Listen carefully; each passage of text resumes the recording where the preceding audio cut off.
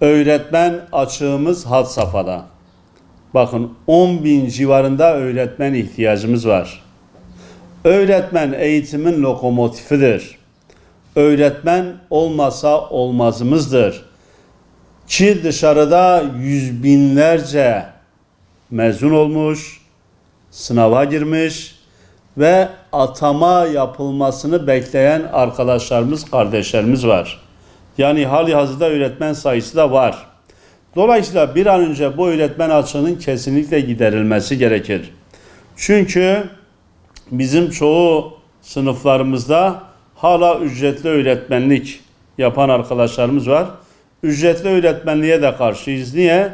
Çünkü ucuz işçilik mesabesinde işler yürüyor. Kesinlikle bunların kadrolu bir şekilde atanması gerekir. Halihazırda ben sınıfa girdiğim zaman 40-50 öğrenciyle karşılaşıyorum.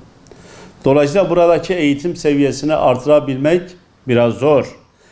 Öğretmenlerimiz sağ olsunlar her türlü fedakarlığı, gayreti, çabayı, emeği ne gerekiyorsa yapıyor. Ama sınıf kalabalık olduğu zaman o maksimum verimi elde edebilme imkanı olmuyor.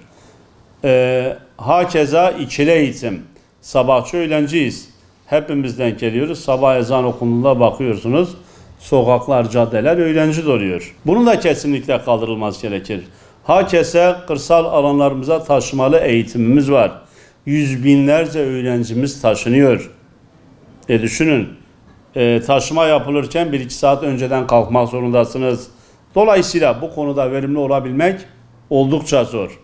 Hakeza mevsimlik tarım işçisi çocuklarımız var. Nereden bakarsanız bakın 3,5-4 ay eğitim öğretimden geri kalıyorlar. Dolayısıyla bu da eğitimin başarısını ister istemez düşürüyor. Dolayısıyla bu sorunları yan yana getirdiğimiz zaman ister istemez olanlar ortada. Yani hala bugün günümüzde interneti olmayan okullarımız var bakın. Akıllı tahtalarımız var ama ona interneti bağlayacak altyapı yok. Yani bu tür sorunların mutlaka giderilmesi gerekir. İşte geleceğin Türkiye'sini, geleceğin ülkesini yöneticilerimiz kim olacak? Bu eğittiğimiz çocuklar olacak. Eğitimi ne kadar kaliteli, dünyaya bakış açısı ne kadar geniş, ne kadar kendini bilen, tanıyan, bulunduğu imkanları en uygun şekilde kullanan insanlar yetiştirebilir isek bizim de ülke olarak geleceğimiz aydınlık olacak. Daha müreffeh bir hayata, bir yaşama hep beraber yürüyeceğiz. Düşünün bir batı ilinde normal şartlarda bir sınıfta en fazla diyor ki 24 öğrenci olması gerekir. İdeal bir ortam 20-24.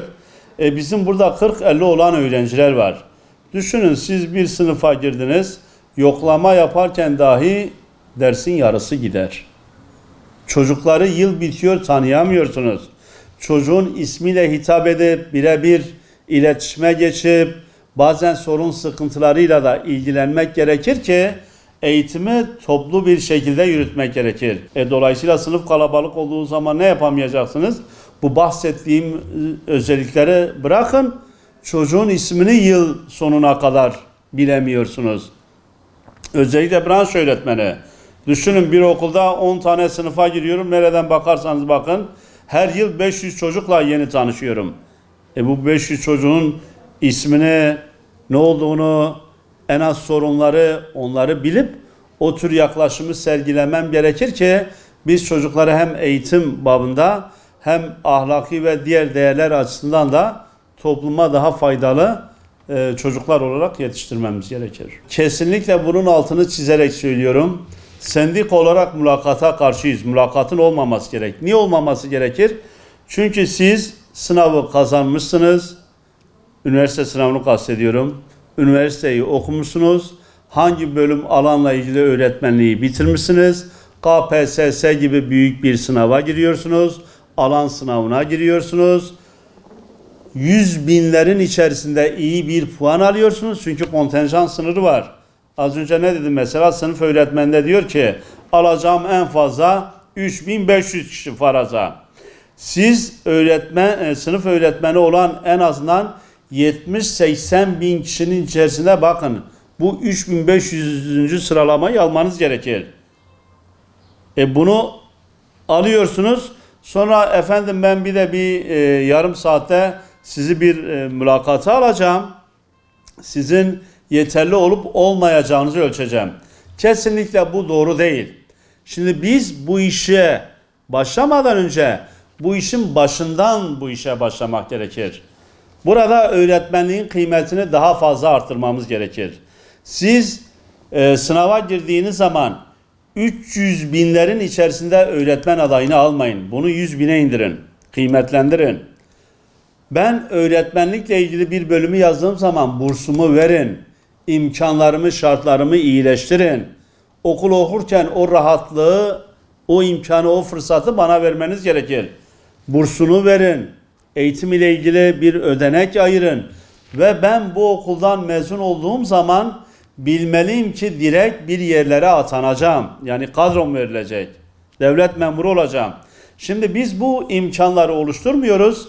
Her şey bitmiş, ürün çıkmış diyelim en son. İşte ne ürünü ise bunun üzerinden değişiklik yapıyoruz. Bu doğru bir şey değil.